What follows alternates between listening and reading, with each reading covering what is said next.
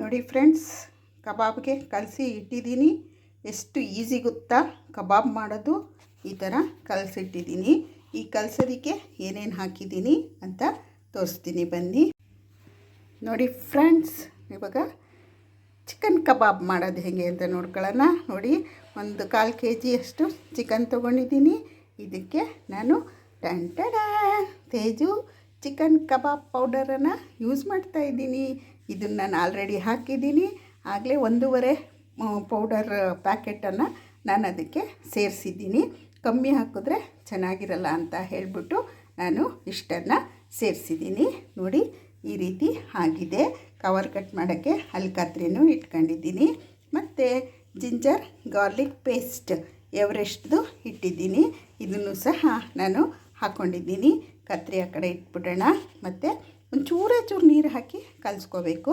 ಜಾಸ್ತಿ ನೀರು ಹಾಕಿದ್ರೆ ನೀರು ಆಗೋಗ್ಬಿಡುತ್ತೆ. ಆ ಪೌಡರ್ ಅದರಲ್ಲಿ ಹಿಡಿಯಲ್ಲ. ನೋಡಿ, ಇದು 1 ಪ್ಯಾಕೆಟ್ ಫುಲ್ ಹಾಕಿದ್ದೀನಿ. ಇದರಲ್ಲಿ ಇನ್ನು ಅರ್ಧ ಉಳಿಸಿದ್ದೀನಿ. ಯಾಕಂದರೆ 1/4 kg ಅಲ್ವಾ, ಅದಕ್ಕೆ ಅಷ್ಟೇ ಸಾಕು. ಮತ್ತು ಇದಕ್ಕೆ ಎಣ್ಣೆ ಕಾಯೋಕ್ಕೆ ಇಟ್ಟಿದ್ದೀನಿ. ಇನ್ನೇನು ಎಣ್ಣೆ ಕಾಯ್ತಾ ಇದೆ. ತೆಗಿಯೋಕ್ಕೆ ಸ್ಪೂನ್ ಇಟ್ಕೊಂಡಿದ್ದೀನಿ ಎಣ್ಣೆಯಿಂದ. ಮತ್ತು ಇಲ್ಲಿ ಟಿಶ್ಯೂ ಪೇಪರ್ ಹಾಕ್ಬಿಟ್ಟು ನಾನು ವೈಟ್ ಪೇಪರ್ ಹಾಕಬೇಕು. ಯಾವುದು ನಾವು ಎಣ್ಣೆನ ಬೋಂಡ ವಡೆ ಏನು ಮಾಡಿದ್ರೂ ಸಹ, ಕಬಾಬ್ ಮಾಡಿದ್ರೂ ಸಹ ಟಿಶ್ಯೂ ಪೇಪರೇ ಹಾಕ್ಕೋಬೇಕು. ಇದು ಪ್ರಿಂಟೆಡ್ ಪೇಪರ್ ಹಾಕ್ಕೊಂಡ್ರೆ ಅದು ಪಾಯ್ಸನ್ನು. ಅದಕ್ಕೆ ಹಾಕಬೇಡಿ. ನ್ಯೂಸ್ ಪೇಪರು ಯಾವತ್ತೂ ನೀವು ಈ ಥರ ವೈಟ್ ಪೇಪರನ್ನೇ ಹಾಕಿ ಎಣ್ಣೆ ಪದಾರ್ಥವನ್ನು ತೆಗಿಯೋಕ್ಕೆ. ನೋಡಿ, ಈಗ ನಾನು ಚೆನ್ನಾಗಿ ಕಲಿಸ್ಕೊಂಡು ಈ ಕಬಾಬ್ ಪೌಡರನ್ನು ಹಾಕ್ಬಿಟ್ಟು ಚಿಕನ್ನ ರೆಡಿ ಮಾಡ್ಕೊಂಡಿದ್ದೀನಿ. ಇವಾಗ ಎಣ್ಣೆಗೆ ಹಾಕೋಣ. ಎಣ್ಣೆ ಕಾಯಲಿ. 2 ನಿಮಿಷ ಕಾಯುತ್ತೆ. ಎಣ್ಣೆ ಚೆನ್ನಾಗಿ ಕಾಯ್ದಿದೆ.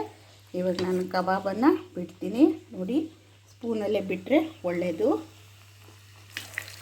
ನೋಡಿ, ಎಣ್ಣೆ ಚುಕ್ಕ ಅಂತ ಕಾಯ್ದೈತೆ.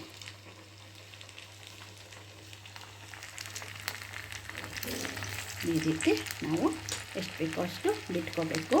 ಆಮೇಲೆ ಚೆನ್ನಾಗಿ ಎಣ್ಣೆಯಲ್ಲಿ ಬೇಯಿಸ್ಬೇಕು. ಬೇಯಿಸಲಿಲ್ಲ ಅಂದರೆ ಅದು ಹಸ್ಕಾಗ್ಬಿಡುತ್ತೆ.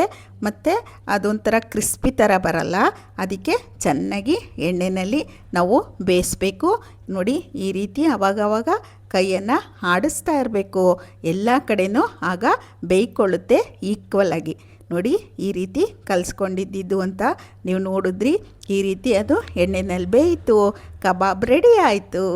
ಹೆಂಗಿದೆ ನೋಡಿ ನಮ್ಮ ಕಬಾಬು. ಕಲರ್ ನೋಡಿ ಹೇಗಿದೆ, ಎಷ್ಟು ಕ್ರಿಸ್ಪಿಯಾಗಿದೆ ಗೊತ್ತಾ. ಟೇಸ್ಟ್ ಅಂತೂ ಸೂಪರಾಗಿದೆ.